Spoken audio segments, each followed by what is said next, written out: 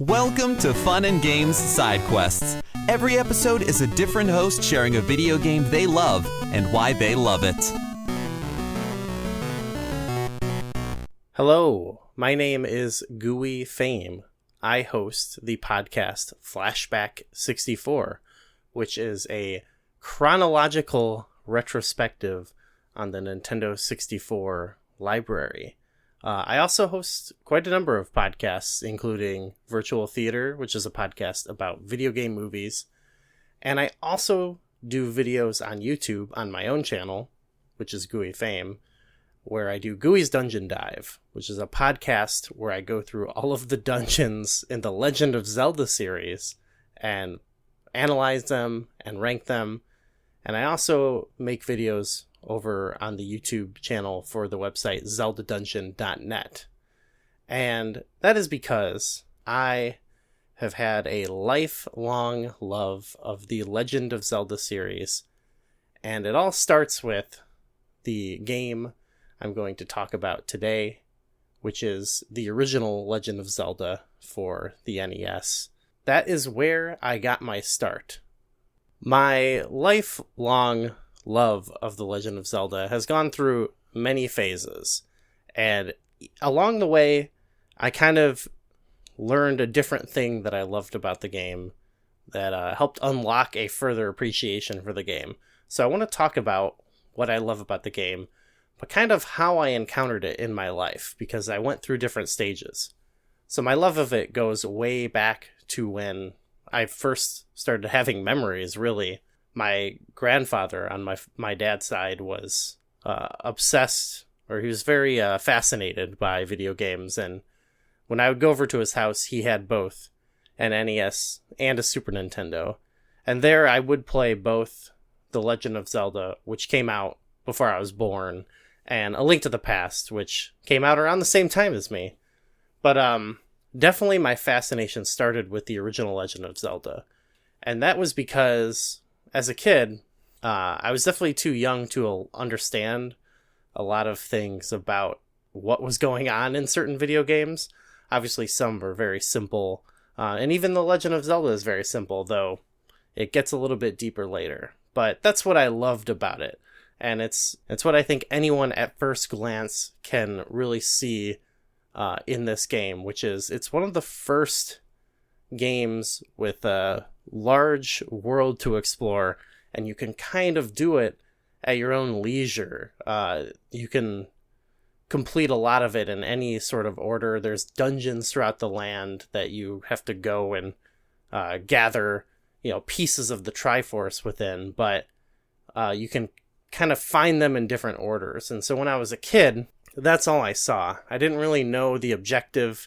There was a title screen, but I couldn't make it out. This is before I learned how to read even. I was playing this game. So I had this initial just fascinating experience with it as a kid, where you hit start and you're just kind of this little guy running around the world. There's monsters. You're finding caves, and also, of course, entrances to dungeons. And as a kid, I think, you could pretty reasonably run into the first 3 dungeons of the game without issue. And I think I would regularly go to like the 3rd dungeon. I think I could find quite easy.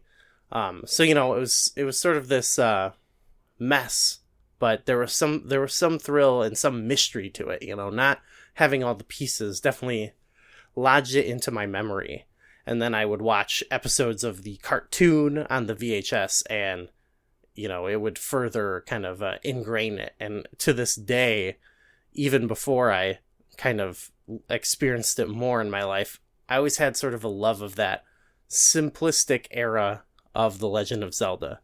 Of course, my grandfather would go on he would give me games like Link's Awakening, Ocarina of Time, Majora's Mask, that really became the ones that I first solidified my love for the series, but that initial interest was there.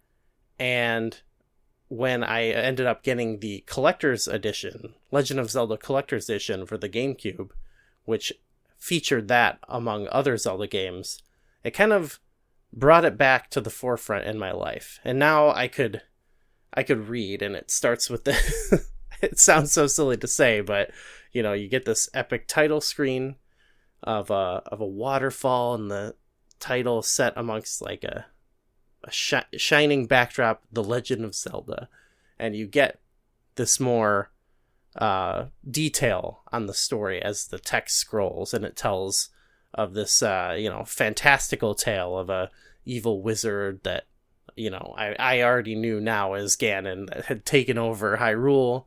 And it was a sort of classic story that I understood about The Legend of Zelda, but obviously you have a little bit more context, and I could comprehend sort of what was, this is level 1, this is level 2, like I could navigate this world a little bit better, but I still wasn't fully there. It was still kind of more of a novelty to me, where, okay, I've got the games I love, but this one, it's more of a thing I looked back on and had a little bit of nostalgia for.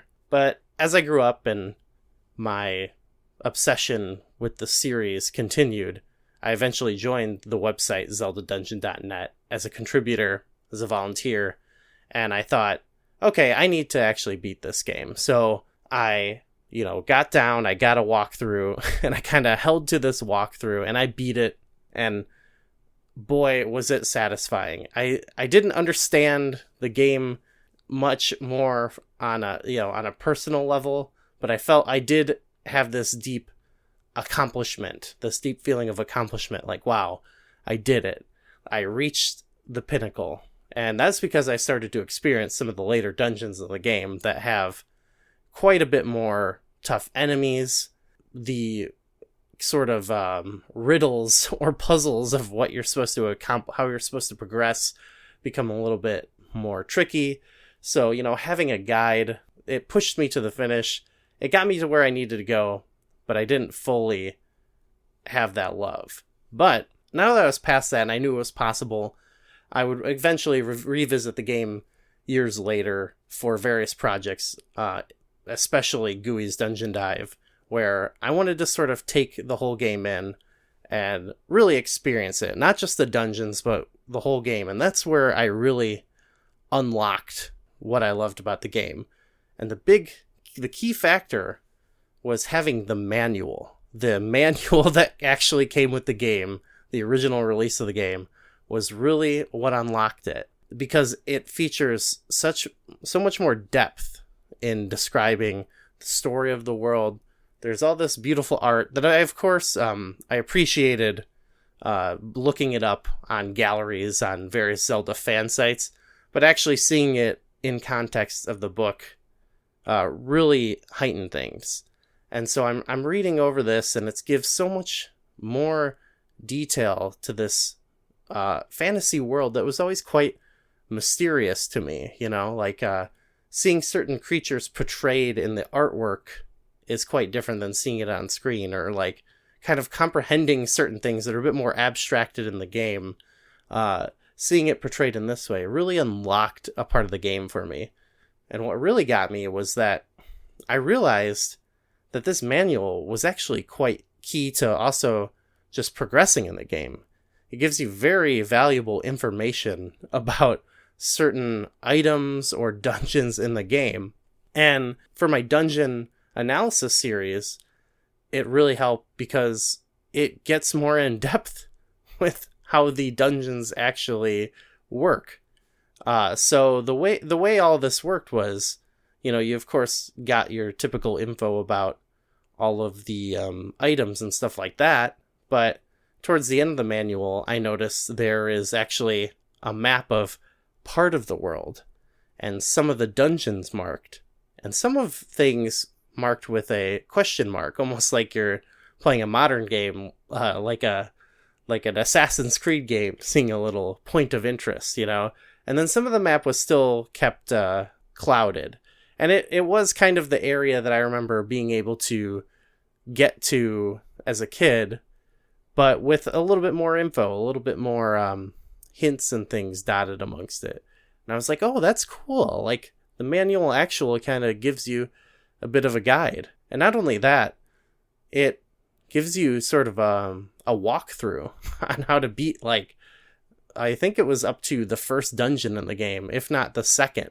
Like, it kind of actually has a tutorial within there that helps guide you. And when you get into the dungeon, it even shows you like good ways to map out the dungeon itself by drawing on paper and sort of marking points of interest and, you know, the layout of the map. And so I thought, wow, like this really actually begs you to get hands-on with this game and really focus on this game and like the navigation or like sort of the geography of this game. And that's an appreciation that I had for later Zelda games, like cracking some of the complex puzzles and layouts of dungeons in the game.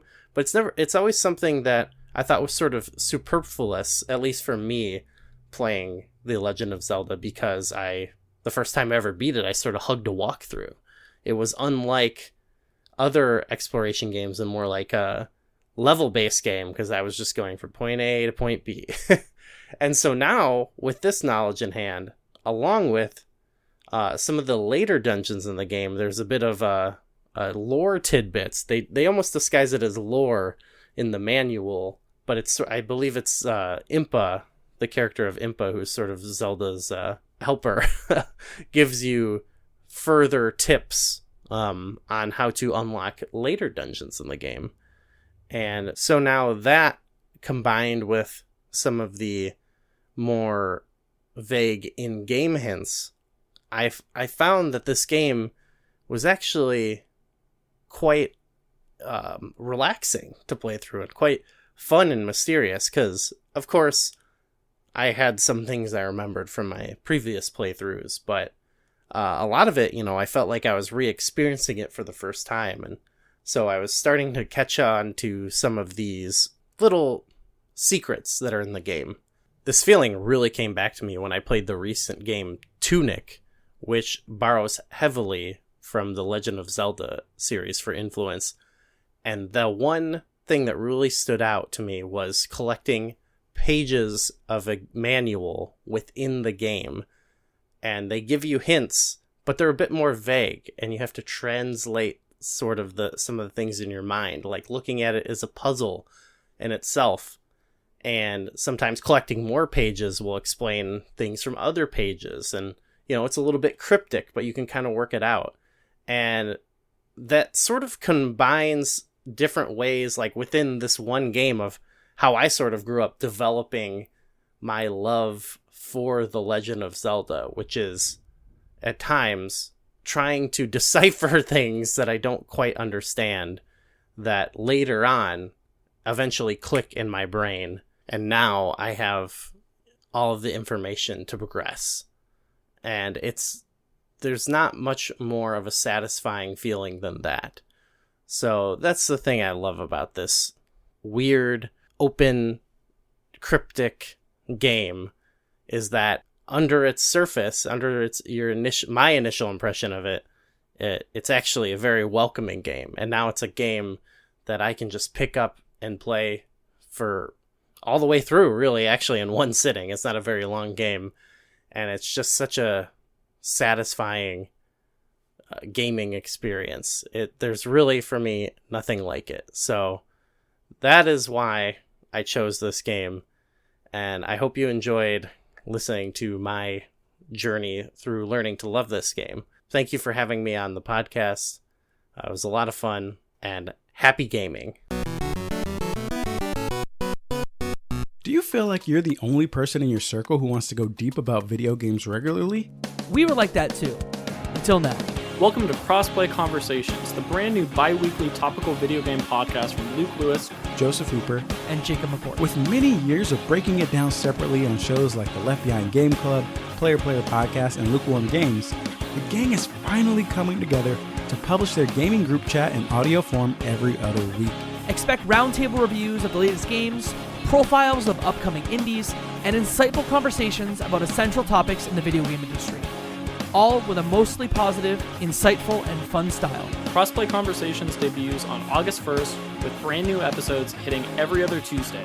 Help us out by subscribing on your podcast platform of choice to get the first episodes delivered straight to your feed. And follow us on Twitter at Crossplay Convos for updates about the show. Cheers and happy gaming. CPOV. CertainPOV.com.